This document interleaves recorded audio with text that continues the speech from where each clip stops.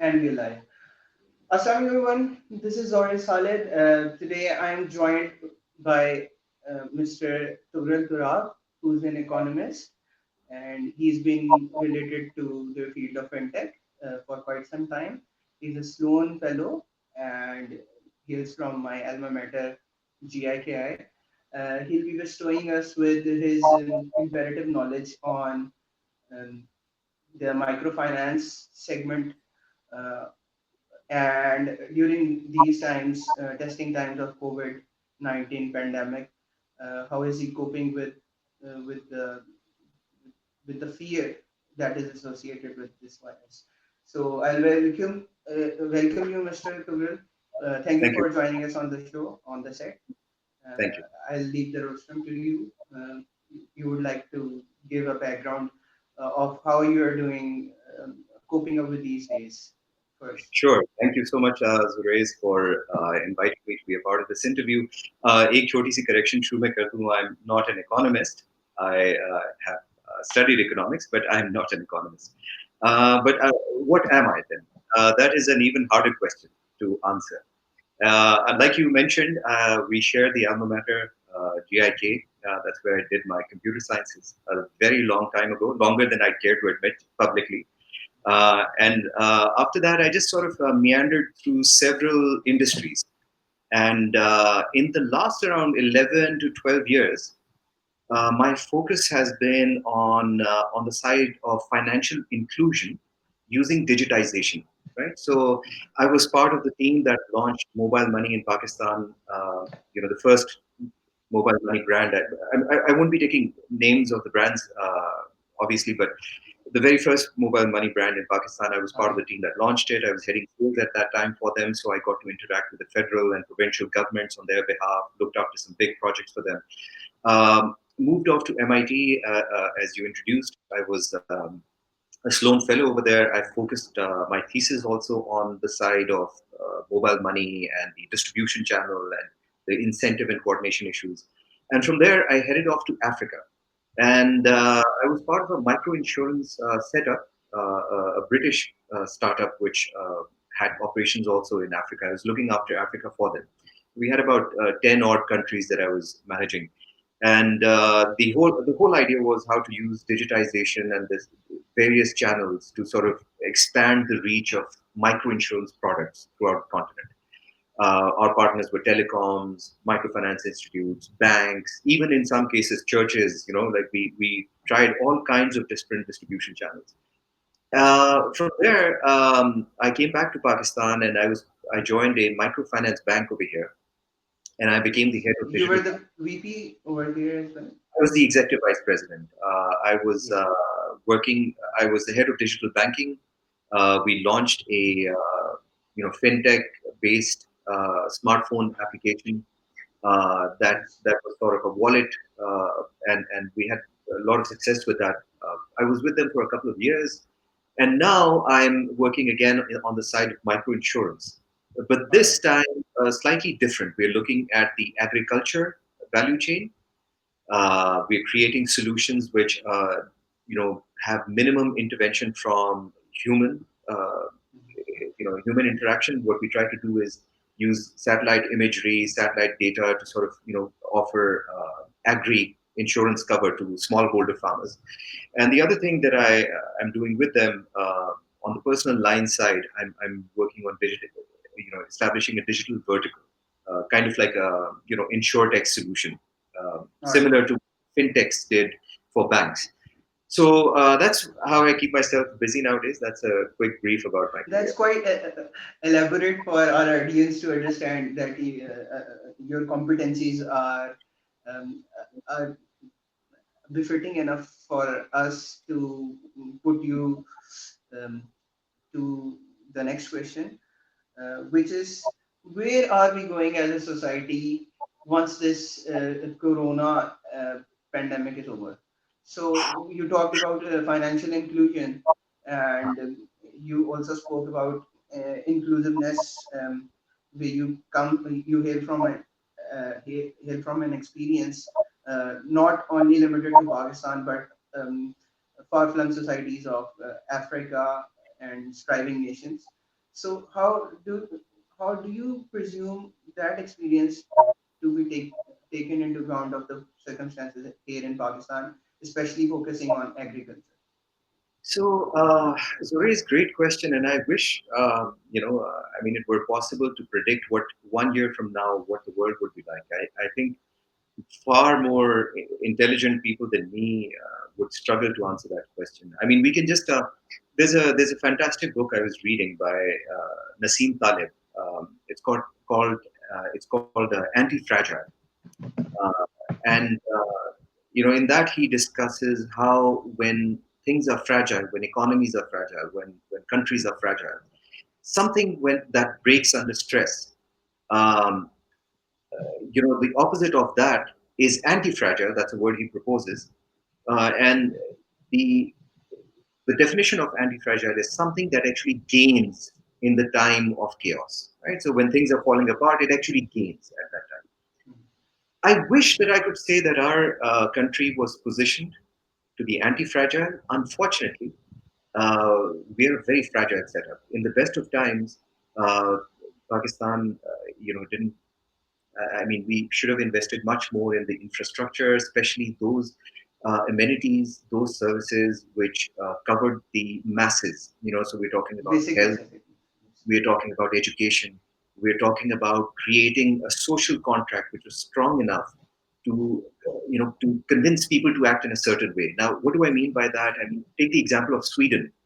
There's no lockdown going on in Sweden, but I think the kind of awareness and the kind of human capital that they developed and they invested in over the years, over the decades, right? So this is not something you do overnight. You have to invest in this. That meant that they never needed a lockdown. They just needed to make people aware and instruct them that look, don't gather together in groups, and people just followed that advice. So there was never a need to sort of just shut everything down. Right. Unfortunately, in Pakistan, we neither made the investment in health nor in infrastructure, not in creating a social bond that could convince people in such times to listen. Anyway, now where are we heading? So, what we do know about the world is that there's a global recession that has now been triggered. It was due for some time. There was a correction which had been predicted several times by very smart economists. Um, but the way it came, nobody thought it would come this way. So Corona hits, global markets shut down, investors pull their money out, stock markets crash all around, and suddenly now you have a global recession. I was just reading that USA itself has lost almost 1 million jobs in just the space of a few weeks, the last few weeks. We are looking at insurance claims coming in for unemployment, and it's suddenly like it's a straight line for the last 100 years, and in this last 2 weeks, it goes up vertically like this. Mhm. What does this mean? I think it means that the chaos is not over yet. I think we are going to see aftershocks. In fact, we're not even done with this shock yet. So the main shock is still being delivered, and I think it's going to take another couple of months before we are at a stage where we can say, okay, now the the things have fallen as low as they could have, and then the aftershocks will come. I think Got it. what it means for us as a society is that there's going to be more of a focus than ever before on the safety net for the poor. I'm trying to be an optimist. It could also mean that we just toss everybody out of the window and we say, okay, let's just focus on the DHA and the Gulbergs and the expensive neighborhoods and the heck with everybody else. But I think people will have to become smart because there was no safety net. I think there are real possibilities of rioting. We are looking at people suffering not just from corona that might or might not get them, but definitely when starvation, malnutrition, panic hits the society at large, there are secondary diseases which will trigger. You see diarrhea cases going up. Malnutrition could lead to other diseases because your immunity systems, of especially of the children, will fall. Right. So I think if we are smart, if the government focuses its energies where it should go, I think we need to now immediately shift focus to creating that safety net we have ignored for decades. We need to start making a health infrastructure investment which secures the weakest and the most vulnerable of our nation. We also need to now start really working hard on creating that awareness and education at mass level, which we have always ignored. So anyway, not much good news, but yeah, I mean, I think the next 1 year is going to be pretty turbulent. So we're agreeing upon a timeline of 6 months to 1 year for the economy to recover and to see its lowest, and then there may be, God forbid, any aftershocks of that coming up. And as you have very well elaborated, that the social safety net has to be enforced in order for us to recover. Um, how do you see the crowdfunding coming in these regimes? Because uh, Pakistani populace is not a very savvy society when it comes to getting their things insured.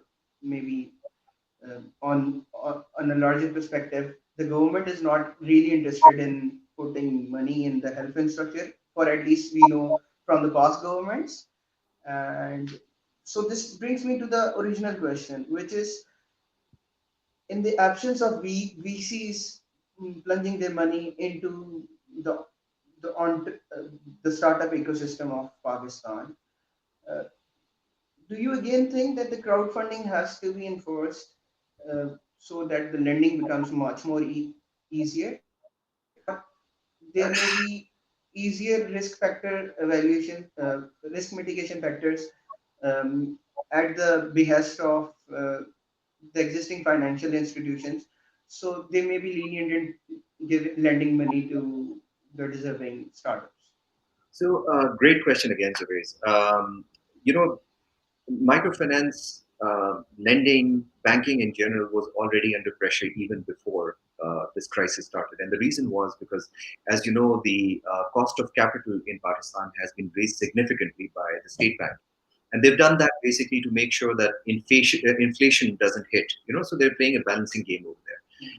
Now, the interest rate has been brought down to around 11%, but that's still quite high. And so even before that, when we were sitting at 13%, 13.5%, you would already see a visible slowdown in the economy. Like people weren't borrowing anymore because even, if you're talking about crowdfunding, the money has to come from somewhere and it's always costing people. There's a cost of the capital, right? So they're taking money from somewhere and they're investing in another venture. And the objective is that, look, I'm going to, if I'd left my money in the bank, I would have made 13%, right? Yes, But now I'm taking the that money. opportunity cost. Exactly. So, I'm taking that money out. And so whatever else I invest in better give me better than 13% because I'm taking risk. And so if it's not 13%, let me make 16, 17%. Now, the problem with that kind of return is that it's really hard. I mean, you're a businessman yourself. You know that with these kind of numbers, uh, when you have to aim for a return on capital of like 18, 19, 20%, that's difficult. It's not easy. And the problem with microfinance already is that they have such high operational costs that the cost of capital, which was say 2 years ago, it was sitting at 6%, going from 6% to 13%, means that big delta has to be passed on to the borrower, right? Yes. Because the margins for microfinance institutes were already very thin. Now, what that means is the borrower really have a really good case, business case, something really solid that he wants to invest in.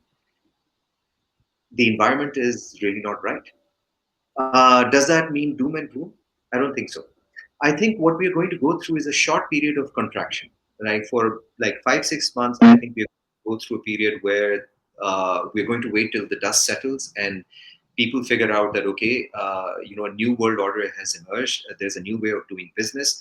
Now these are the priorities X, Y, Z. We are able to identify. I think most likely health would become a big priority. There could be a lot of tech startups which start focusing on health solutions.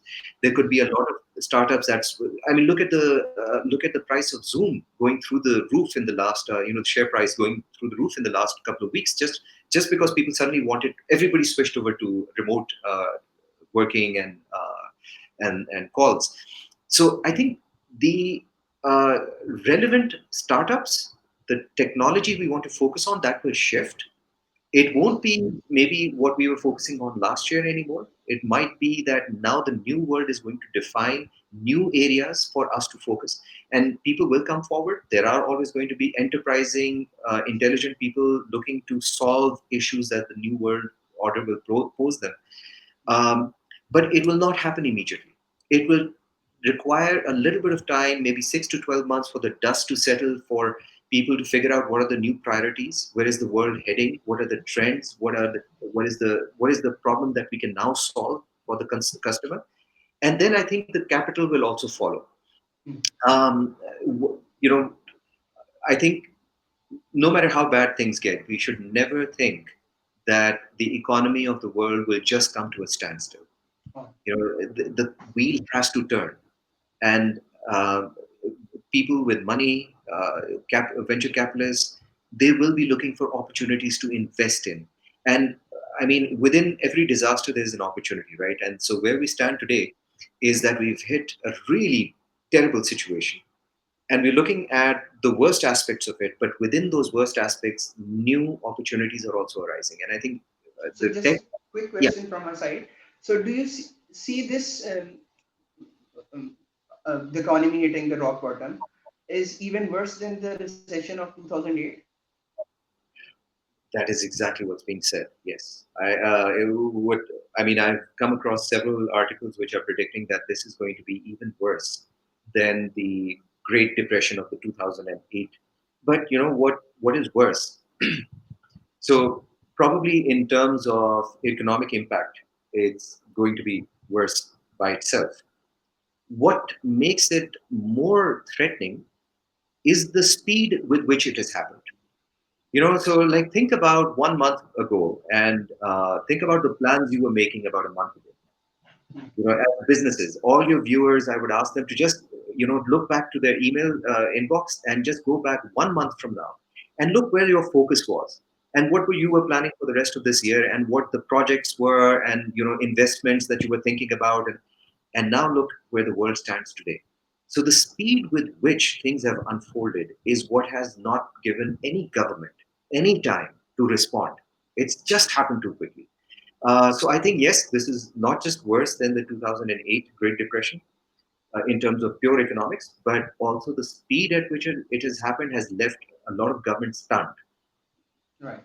And only those countries, except for the example that you gave of Sweden, which had better infrastructure, so are looking positive to survive through this. Well, I think, the countries that are the most exposed, and this, look at US, for example. One of the most advanced countries in the world with deep pockets, one of the most powerful countries, and yet it's almost been brought to its knees. And why is that?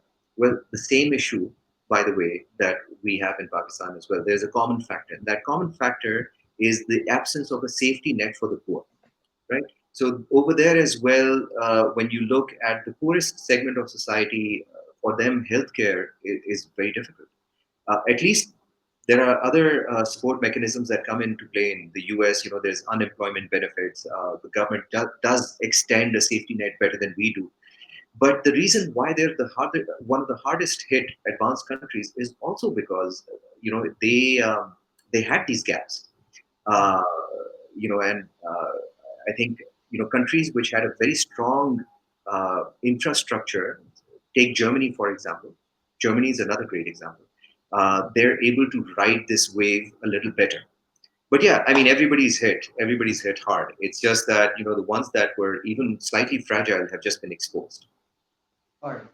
So, thank you so much for your time.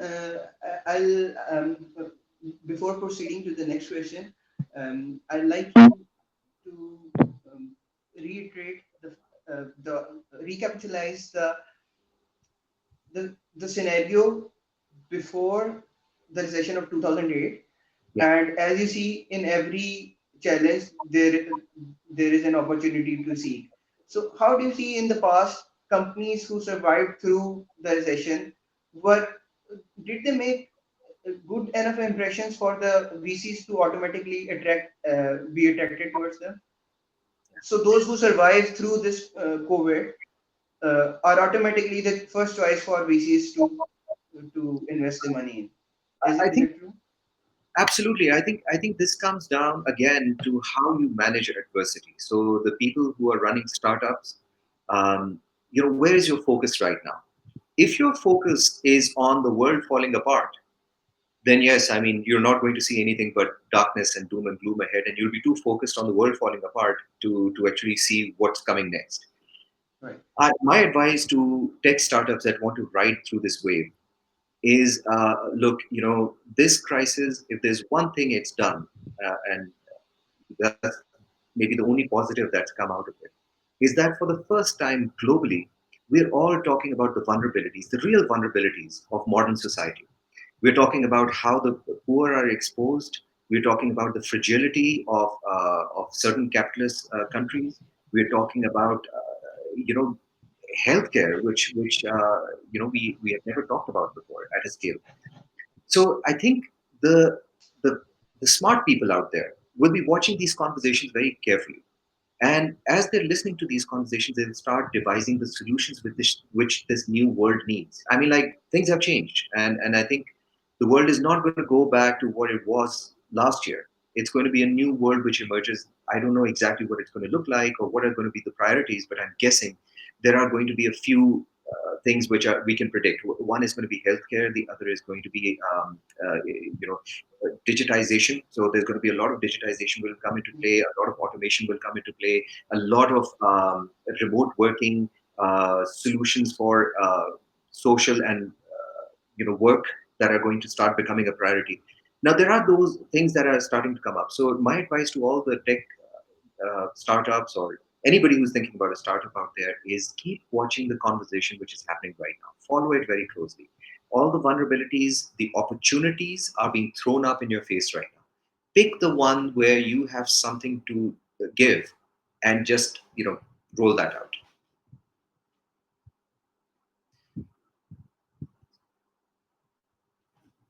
So I think, I don't know, Zorays, if you can still hear me, but I think there's an interruption.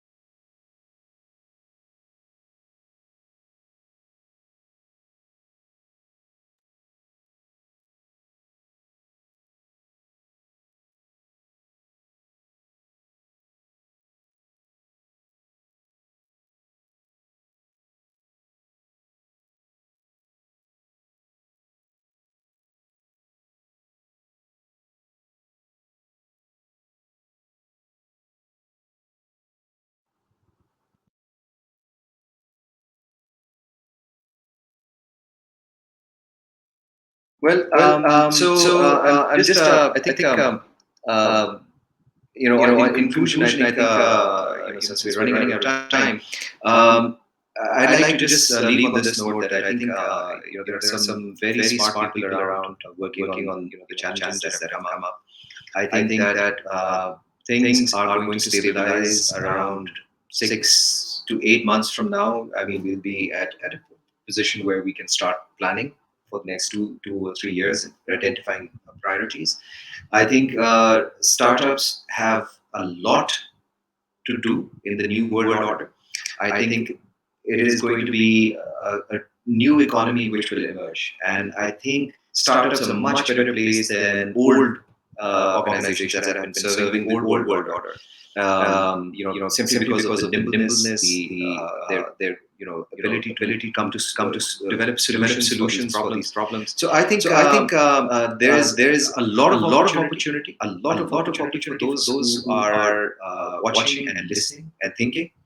and I would wish them all the best. So with that, I think that's all I had. Thank you so much, Zorays, once again. It was a pleasure to be with you today, and I wish you and your viewers all the best for the coming months.